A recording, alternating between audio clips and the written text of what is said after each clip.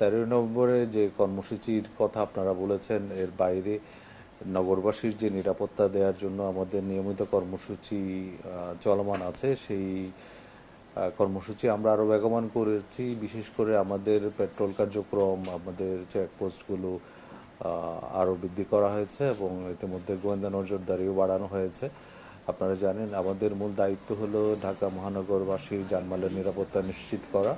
যে কোনো সময় যে কোনো পরিস্থিতিতে ঢাকা মহানগরবাসীর জানমাল নিরাপত্তা নিশ্চিত করা এবং জননিরাপত্তা নিশ্চিত করা, সেটা আমাদের দায়িত্ব এবং এই দায়িত্ব পালন করতে যা যা করণীয় সেটা আমরা করতে প্রস্তুত রয়েছি।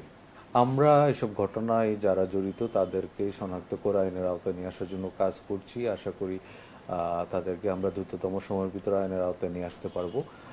এসব ছোটোখাটো এবং বিচ্ছিন্ন ঘটনা নিয়ে নগরবাসীকে আতঙ্কিত না হওয়ার জন্য অনুরোধ করছি এবং সাথে সাথে একটা বিষয় অনুরোধ করছি, আপনাদের আশেপাশে যদি এরকম কোনো অচেনা আগন্তুককে আপনারা দেখেন অথবা কোনো সন্দেহজনক লোককে ঘুরতে দেখেন, তবে অনতিবিলম্বে তা নিকটস্থ থানায় অথবা 999-এর মাধ্যমে পুলিশকে অবহিত করার জন্য অনুরোধ করা হলো।